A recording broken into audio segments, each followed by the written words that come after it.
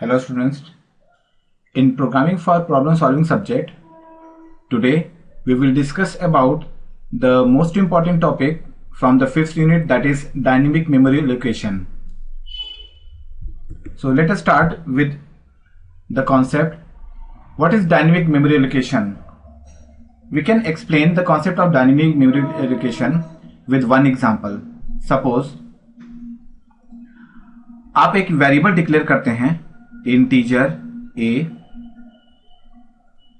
5. It is a array type variable. So क्या chances है, इसके बारे में सारे डिटेल हम जान सकते हैं. लाइक एक मेमोरी में ब्लॉक रिजर्व होगा, राइट, जिसको हम 5 सब ब्लॉक भी कह सकते हैं. ईच सब ब्लॉक को एक्सेस करने के लिए इंडेक्स नंबर हम यूज करेंगे, राइट. सारे ब्लॉक की साइज इक्वल होगी. और भी इंफॉर्मेशंस हैं जिसको अभी हम यहाँ पे दोहराना नहीं चाह रहे हैं, क्योंकि ये सारे पुराने वीडियो में कॉन्स्टेंटली यूज करते रहे हैं. But the main problem is at the run time, जब आपको जरूरत है, आप वहां पर 6 वैल्यू स्टोर करना चाहते हैं. 6 डिफरेंट टाइप की वैल्यूज स्टोर करना चाहते हैं. लेकिन बिकॉज एरे जो हमने कंपाइल टाइम पे ही फिक्स कर रखा है, उसकी साइज कितनी है, 5 यहां पर क्या है, इस एरे की साइज है. तो मैक्सिमम हम 5 एलिमेंट ही स्टोर कर सकते हैं, 5 वैल्यू स्टोर कर सकते हैं. बट रन टाइम पे हमें जरूरत हो गई 6 वैल्यू स्टोर करने की. तो क्या हम इस एरे में स्टोर कर सकते हैं? No. Now there is another chance कि आपको जो वैल्यू असाइन करनी थी वो टोटल 3 है, राइट. लेकिन जो एरे की साइज है वो कितनी है, 5. सो 2 मेमोरी स्लॉट ये आपके वेस्ट हो रहे हैं, जो आपने रिजर्व कर रखा है लेकिन आप उसे यूज नहीं कर रहे हैं. सो इन सब तरह की जो इश्यूज हैं, that will occur under the concept of static memory allocation. Static memory allocation क्या है? It is called as a static memory allocation. Static memory allocation क्या होती है? जब कंपाइल टाइम पर ही हम किसी भी डेटा टाइप के अगेंस्ट में मेमोरी को फिक्स कर देते हैं, वो कहलाता है स्टैटिक मेमोरी एलोकेशन. इसमें ड्रॉबैक क्या है कि अगर आप बाद में मेमोरी की रिक्वायरमेंट इंक्रीज कर दें या डिक्रीज कर दें, तो इससे आपकी रिक्वायरमेंट फुलफिल नहीं हो सकती. आपको हो सकता है कि मेमोरी ज्यादा चाहिए होगी, तो रन टाइम पे आप नहीं दे सकते हैं. और अगर आपको मेमोरी कम चाहिए होगी और एलोकेट ज्यादा कर दिए हैं, तो आप उसे रिड्यूस नहीं कर सकते हैं, राइट. इन सब प्रॉब्लम का सोल्यूशन क्या है? इन सब प्रॉब्लम का जो सोल्यूशन यहां पर आपको मिलेगा, that is under the concept of dynamic memory allocation. Dynamic memory allocation क्या है कि रन टाइम पर जब आप प्रोग्राम एग्जीक्यूट कर रहे होते हैं, उस समय आपको जितनी मेमोरी चाहिए वो मेमोरी आपको एलोकेट की जा सकती है. So we can define dynamic memory allocation as it is a procedure in which the size of data structure like array is changed during the runtime. अब यहां पे like यूज किया गया है, दैट मीन्स कोई ये लिमिटेड नहीं है सिर्फ और सिर्फ एरे के लिए. आप सिंगल एक ब्लॉक को भी रन टाइम पे क्रिएट कर सकते हैं, राइट. और डायनेमिक मेमोरी एलोकेशन को इंप्लीमेंट करने के लिए सी में 4 फंक्शंस, आपको मेजर 4 फंक्शन मिल रहे हैं. First one is malloc function, next one is calloc function, third one is free function and the last one is realloc function. देखिए यहां पर एक पॉइंट हम क्लियर करना चाहते हैं. As per your exam point of view, normally आपको इस टॉपिक से थ्योरेटिकल क्वेश्चंस ही मिलेंगे. सो हर एक फंक्शन के बारे में अगर आप थ्योरेटिकली ही जानते हैं तो ये सफिशिएंट होगा. बट यहां पर आपके कन्वीनियंस के लिए हम एक प्रोग्रामिंग एग्जांपल से इन सारे फंक्शन को एक्सप्लेन भी करेंगे. क्वेश्चन ये आता है कि अगर ये लाइब्रेरी फंक्शन है, प्री डिफाइंड फंक्शन है, तो किस हेडर फाइल के अंदर ये डिफाइंड है? So here we can say all these 4 library function, that means malloc, calloc, free and realloc, these functions are defined in the stdlib header file, a standard library header file. So whenever you want to use these function in your program, you should include stdlib.h header file in your program. right? Okay, so first of all we are going to explain the concept of malloc function. malloc function को समझने के लिए we can define malloc or memory allocation function as it is a method in C to dynamically allocate a single large block. This is the main important point. Single large block of memory with specified size. It returns a pointer of type void which can be cast into a pointer of any form. Alright? अब ये cast का मतलब यहाँ पे type cast से है. Type casting I think हमने आपको बताया, दो तरह के टाइप कास्टिंग टाइप कन्वर्जन आप यूज करते हैं, इम्प्लिसिट और एक्सप्लिसिट. एक्सप्लिसिट को ही टाइप कास्ट यहां पे हम कह रहे हैं. Okay, it initialises each block with default garbage value. अब ये डिफॉल्ट गार्बेज वैल्यू क्या होती है, that can be covered under the topic of storage classes. So हर एक डेटा टाइप का एक डिफॉल्ट वैल्यू है, गार्बेज वैल्यू फिक्स्ड है, उसी के फॉर्म में गार्बेज वैल्यू बाय डिफॉल्ट ही एलोकेट करता है. सिंटैक्स क्या लिखने का, सबसे पहले malloc फंक्शन को यूज करने के लिए आपको malloc लिखना होगा और आपको मेमोरी जितनी चाहिए वो आपको बताना होगा. साइज ऑफ बाइट रिक्वायरमेंट, जितनी बाइट की मेमोरी आपको चाहिए वो आप बताएंगे. ये क्या करेगा, एक पॉइंटर रिटर्न करेगा, लेकिन जिस डेटा टाइप के लिए आप मेमोरी चाहते हैं उस फॉर्म में आप उसे कन्वर्ट कर सकते हैं. That can be type cast. So syntax में हम पूरा लिख सकते हैं, pointer that is a variable is equal to जो कास्टिंग टाइप है multiplied by malloc function inside the parameter, और आर्गुमेंट क्या होगा, बाइट साइज. एग्जांपल के लिए सपोज आपको इंटीजर के साइज के 100 ब्लॉक चाहिए. सो 100, पहले तो आप malloc फंक्शन लिखेंगे. malloc फंक्शन मेमोरी एलोकेट करने के लिए कितने ब्लॉक चाहिए, 100 ब्लॉक चाहिए, और हर एक ब्लॉक का साइज क्या होगा, इंटीजर के साइज का. तो इंटीजर अब डिपेंड करता है कि किस कंपाइलर में आप रन कर रहे हैं. सो इसके लिए आप साइज ऑफ ऑपरेटर का यूज कर सकते हैं. साइज ऑफ ऑपरेटर क्या करेगा, इंटीजर का जो मेमोरी रिक्वायरमेंट है उसके साइज को मल्टीप्लाई करेगा 100 से, और ये जो 100 multiplied by size of integer, ये जो ब्लॉक बना इस ब्लॉक का मेमोरी एलोकेट कर देगा. सपोज करते हैं कि ये एक ब्लॉक आपको मिल जाता है, राइट. मेमोरी में एक ब्लॉक आपको मिल गया. ये टोटल हम कह सकते हैं ये 100 ब्लॉक हैं. फ्रॉम 1 to 100 ब्लॉक आपको मिल गए हैं, राइट. सो पॉइंटर में क्या स्टोर होगा, इसका बेस एड्रेस.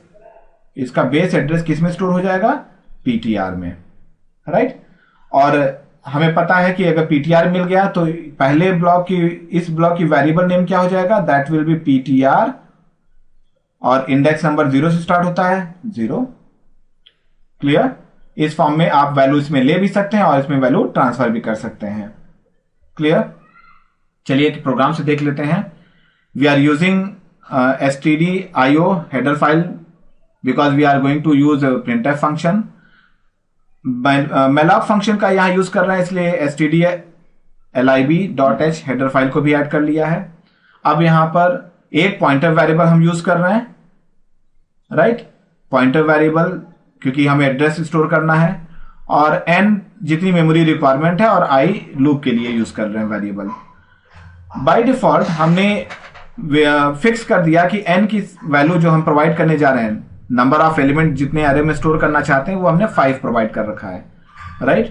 तो 5 साइज का डायनेमिकली मेमोरी एलोकेट करना है हमें, और इंटीजर टाइप की वैल्यू स्टोर करना है. So we can write malloc n की वैल्यू कितनी है, 5 इंटू साइज ऑफ इंटीजर. तो इंटीजर के साइज का मेमोरी एलोकेट हो जाएगा, और एड्रेस किस में स्टोर हो जाएगा, पीटीआर में.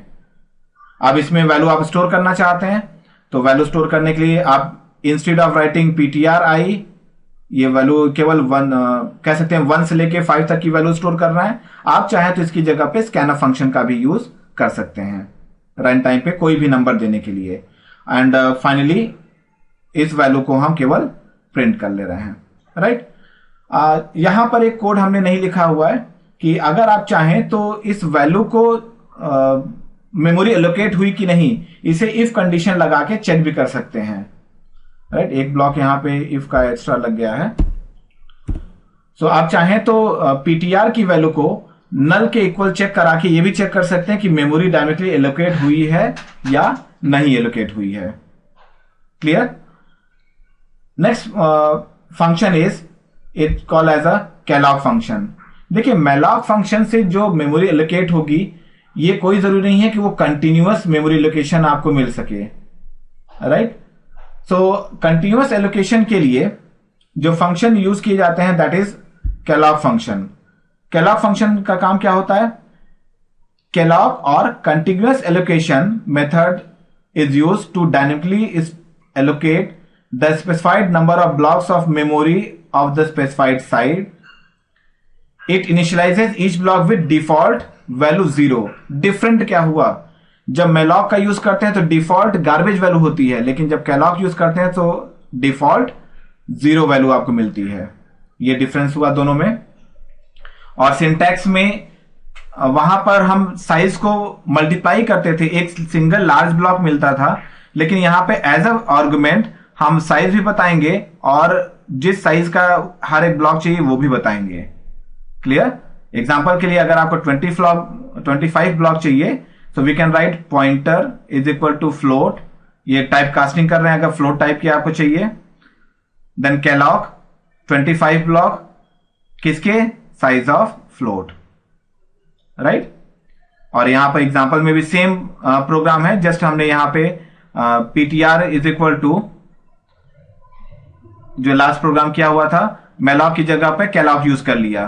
तो डिफरेंस क्या आ रहा है? यहां मैलॉक में हम n into size of int कर रहे थे, लेकिन जब कैलॉग यूज कर रहे हैं तो n को एज अ पैरामीटर पास कर रहे हैं। Clear? Rest of the program आपके सेम है। आई डोंट थिंक इसमें बहुत ज्यादा कुछ है जो आपको समझ में ना आ रहा हो, फिर भी आप इसको एक बार देख लीजिएगा। अगर कोई कंफ्यूजन होगी तो आप कमेंट में बता दीजिएगा, राइट? लेकिन थर्ड फंक्शन है फ्री फंक्शन। फ्री फंक्शन क्या है कि सपोज मेमोरी एलोकेट कर दी, आपने मेमोरी यूज कर ली, लेकिन बाद में आपको उस मेमोरी की रिक्वायरमेंट नहीं है। सो मेमोरी की रिक्वायरमेंट अगर नहीं है तो मैलॉक फंक्शन के थ्रू या कैलॉग फंक्शन के थ्रू जो मेमोरी एलोकेट होती है उसे आप सिस्टम से रिमूव करना है, अगर फ्री कराना है तो आपको फ्री फंक्शन यूज करना होगा। So why we are using free function? Free function is used to dynamically deallocate the memory that is allocated by the function malloc or kellogg, right? और इसके लिए जो syntax यूज करते हैं, just you have to write the free और as a parameter you have to pass the pointer। जो भी pointer आपको मिला हुआ है, either you are using malloc function or you are using kellogg function, दोनों ही फंक्शन के थ्रू जो आपको मेमोरी मिल रही है उसको, जो पॉइंटर्स को अगर फ्री करना चाहते हैं तो आप फ्री पॉइंटर का यूज करेंगे। क्यों यूज करते हैं फ्री फंक्शन का? Free function helps to reduce the wastage of memory by freeing it. जब मेमोरी फ्री हो जाएगी तो आप किसी और वेरिएबल को या कहीं और रिक्वायरमेंट है तो उस मेमोरी ब्लॉक को एलोकेट कर सकते हैं, राइट? तो सेम यहां पर दोनों फंक्शन के लिए हमने यूज किया है। n की वैल्यू अभी यहां फिक्स किए हैं 5 के लिए। जब आप मैलॉक फंक्शन के थ्रू यूज कर रहे हैं तो देखिए मैलॉक के थ्रू यहां मेमोरी एलोकेट कर दी गई, और ptr1 में कैलॉग के थ्रू मेमोरी एलोकेट की गई है। आफ्टर सम टाइम आपको लगता है कि नहीं, अब हमें ptr और ptr1 की जरूरत नहीं है, तो फ्री करने के लिए you can call free ptr और you can call free ptr1। By using this free method you can free the memory, right? Next function is called as a realloc. Realloc function is used for the reallocation purpose. Reallocation क्या है कि starting में आपने 5 block की demand कर दी, right? लेकिन run time पर आपको लगा कि नहीं 5 की जगह हमें 10 ब्लॉक चाहिए, तो realloc फंक्शन क्या करता है, पुराना जो मेमोरी ब्लॉक है उस मेमोरी ब्लॉक की जगह पे नए जितनी रिक्वायरमेंट है आपको मेमोरी की, सपोज आपको 10 और चाहिए, तो वो 10 नए ब्लॉक आपको दे देगा, लेकिन पुरानी वैल्यू भी आपकी मेंटेन रहेगी। ऐसा नहीं कि पुरानी वैल्यू आपकी वैनिश कर जाएगी। So we can define realloc function as realloc function is used to dynamically change the memory allocation of previously allocated memory, right? Reallocation of memory maintains the already present value and new block will be initialized with default garbage value. Right, syntax क्या होगा, बिल्कुल जैसे malloc के लिए आप use करते थे और calloc के लिए यूज करते थे, उसी तरीके से आप क्या लिखेंगे, पॉइंटर वेरिएबल में वैल्यू ट्रांसफर करेंगे, realloc, और जो पॉइंटर आपका था, जो पुराना पॉइंटर जिसमें मेमोरी आपने एलोकेट की हुई थी, और उसके साथ में जो नई साइज आपको चाहिए वो उसको एज आर्गुमेंट पास कर देंगे. राइट, चलिए देख लेते हैं. पुराने प्रोग्राम को एक्सटेंड कर रहे हैं. यहां पर एक n की वैल्यू हमने 5 रखी है.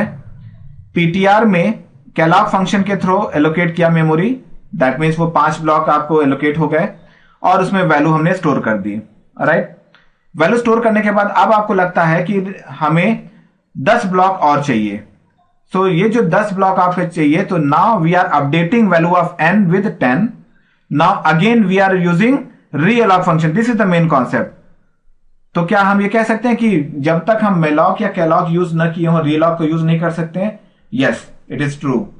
पहले आप malloc या calloc के थ्रू मेमोरी एलोकेट किए रखेंगे, उसके बाद ही आप realloc का यूज करेंगे.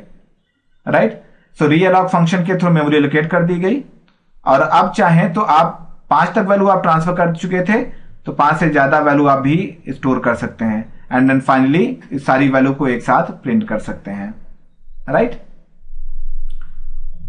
सो आई होप यहां तक आपको सारा कॉन्सेप्ट डायनेमिक मेमोरी एलोकेशन का समझ में आ गया होगा.